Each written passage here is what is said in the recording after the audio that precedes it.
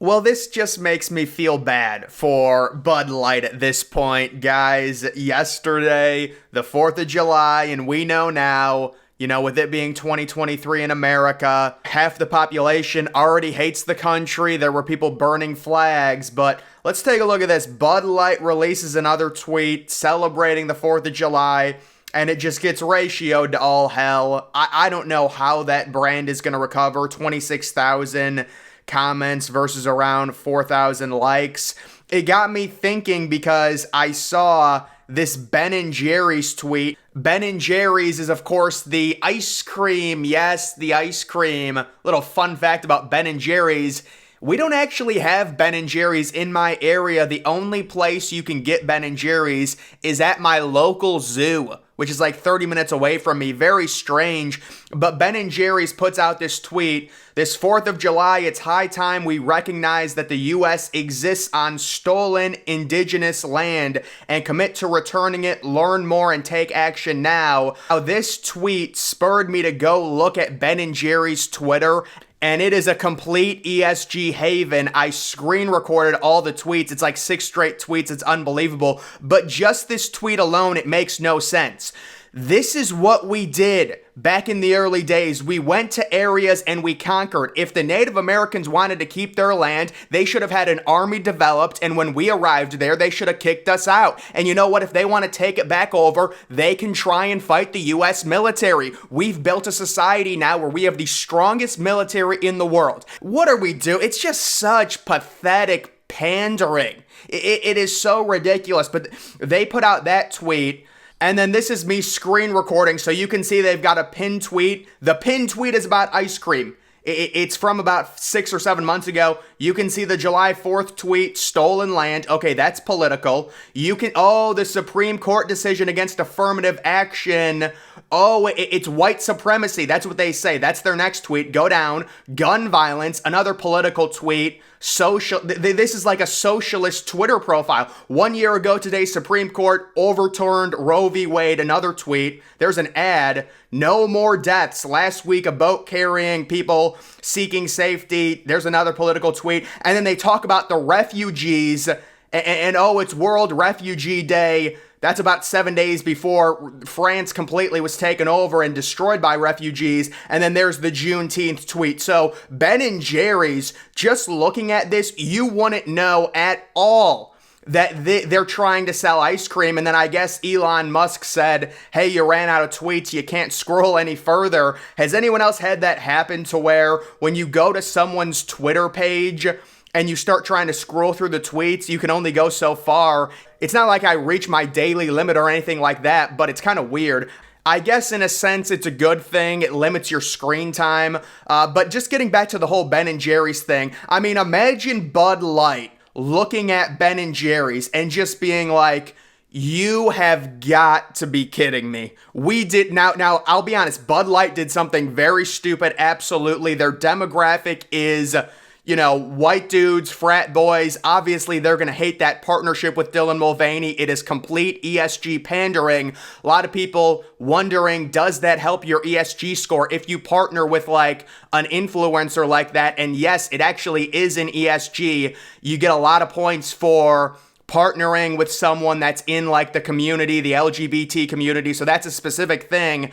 I just think Bud Light did something really dumb at the wrong time, and it's just got to be demoralizing if you're Bud Light and you look at Ben & Jerry's, their entire Twitter profile. It could legitimately get mistaken for like a socialist party account in America. It is unbelievable, but I do think Ben & Jerry's, they appeal to more people, like a wider audience as opposed to Bud Light. So even if they did get boycotted against, it is just crazy though how Bud Light does one thing. I mean, I don't even drink Bud Light, I really don't even drink beer, but Bud Light does one thing, they get all that hate, and then you go to another Ben & Jerry's, who they sell ice cream. It says peace, love, and ice cream. And their entire Twitter profile is dedicated to just a bunch of leftist crap. And yesterday I saw the word disinformation trending on Twitter, and it is so very sad because I called it right when this whole charade started. I told people,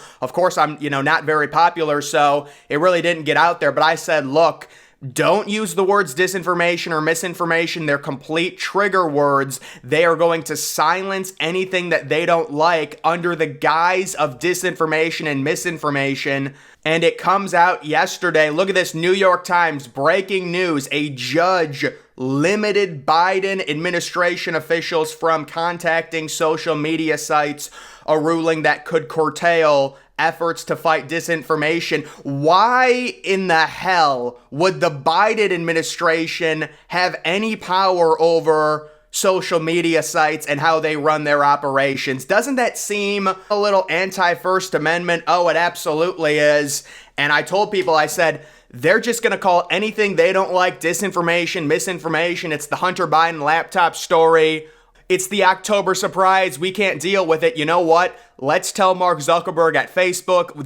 Think about how in bed they were with Twitter, with the Twitter files coming out, basically telling them what's quote unquote disinformation and what, it's Russia. Because remember, it's very similar 2016, 2020. Trump wins in 2016. You want to talk about election denial? There's your election denial right there. They go through a 2-year charade. The Mueller report comes out and says, yeah, this is totally ridiculous. There was no collusion with Russia trying to get Trump elected. And then that was proven with Putin's invasion of Ukraine not happening when Trump was in office. If you're Vladimir Putin, and according to the Democrats, this was their conspiracy theory, Donald Trump was working for Russia. He was like a Russian asset.